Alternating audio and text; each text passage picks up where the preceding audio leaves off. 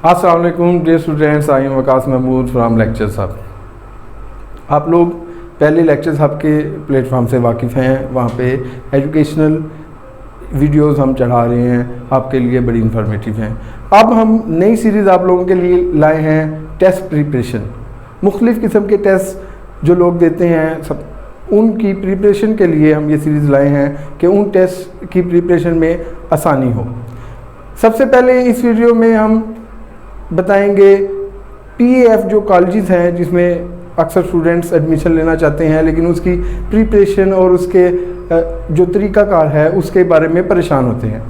आज हम थोड़ा सा उसका इंट्रोडक्शन देंगे कि किस तरह से उन कॉलेजेस में एडमिशन लिया जा सकता है और किस तरह उसकी प्रिपरेशन की जाती है।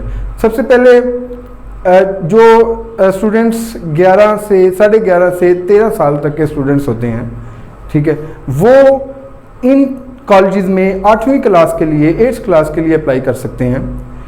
और दूसरी बात, इन स्टूडेंट्स को हम 7th क्लास पास करने के बाद वहाँ पे एडमिशन उधर PAF कॉलेजेस में दिया जाता है, ठीक है।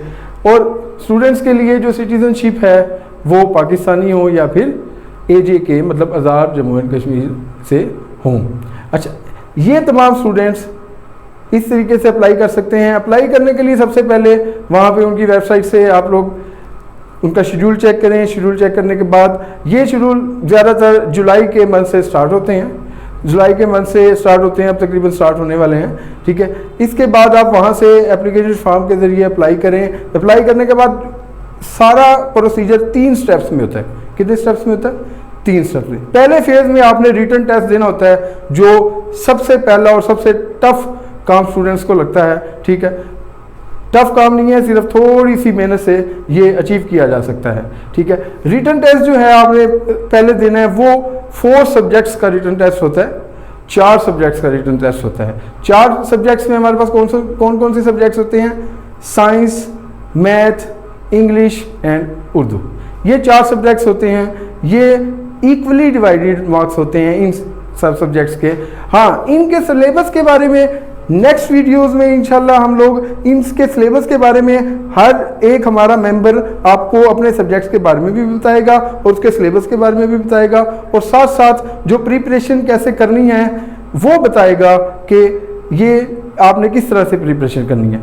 अच्छा, इसके बाद आप रिटन टेस्ट दें, आपका रिटन टेस्ट क्लियर हो। क्लियर होने के बाद नेक्स्ट जो आपकी अगला स्टेप होता है यानी कि दूसरा फेज़ में सबसे पहले टेस्ट होता है इंटेलिजेंस टेस्ट, जिसको IQ टेस्ट भी कहते हैं, ठीक है। IQ टेस्ट जो है हमारे बहुत ज़्यादा स्टूडेंट्स की तरफ से टफ समझा जाता है लेकिन उसमें थोड़ी सी मेहनत से आप उसको कवर कर सकते हैं, ठीक है। IQ टेस्ट जो स्टूडेंट्स कवर कर लेते हैं यानी कि जो स्टूडेंट IQ टेस्ट पास कर जाते हैं, ठीक है, उनके बाद उनका प्राइमरीली मेडिकल एग्जामिनेशन होता है कि उनका सिंपली आम अल्फाज में लोग कहते हैं कि मेडिकल चेकअप होता है उनका, थोड़ा सा मेडिकली उनको चेक किया जाता है। जब स्टूडेंट्स इस मेडिकल टेस्ट को क्लियर करके इसके बाद आगे जाते हैं तो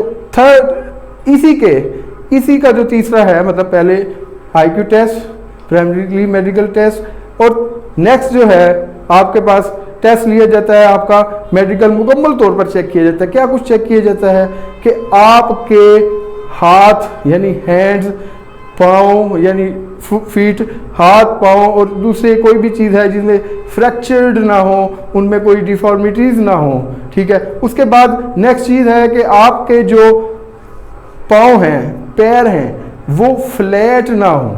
फ्लैट मतलब उन पाँव में आपके जो है कर्व जो है वो मौजूद होनी चाहिए। बस लोगों की ये कर्व नहीं होती।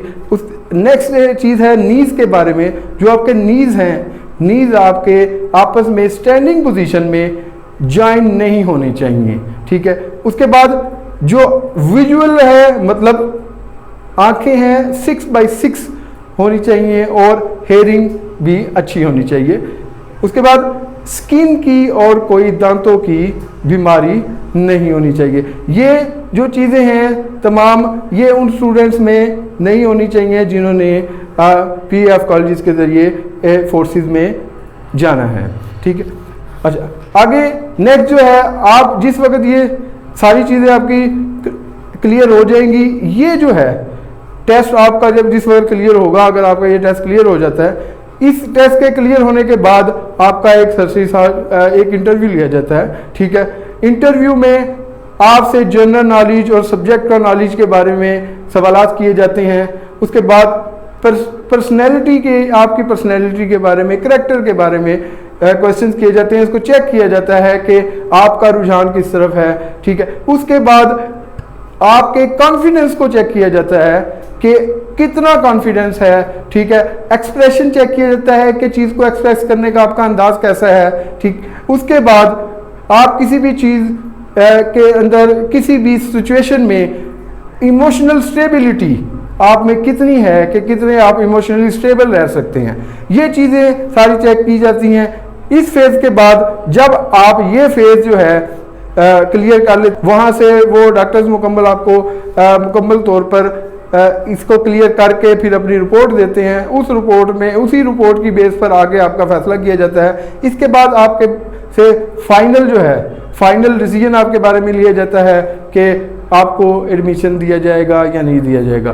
तो फाइनल जो है लिस्ट है, इसके बाद बनाई जाती है, उसी की बेस पे आपको एडमिशन दिया जाता है। ये सिंपल सरसरी सी इंफॉर्मेशन पीएस कॉलेजेस के बारे में। ठीक है, नेक्स्ट आपको IAS-B और PPSC के बारे में इंफॉर्मेशन, उनके बारे में वीडियोस इंशाल्लाह हम अपने इन लेक्चर्स में देंगे। और इस सीरीज़ में हमारी तमाम टीम मेंबर्स अपने अपने सब्जेक्ट्स में के टेस्ट के मुतालिक आपको मुकम्मल गाइड करेंगे। और जो भी सिलेबस वगैरह होगा, तमाम जो हमारे मेंबर्स हैं वो आपको अपने अपने सब्जेक्ट्स के बारे में मुकम्मल गाइड करेंगे। अल्लाह हाफिज़।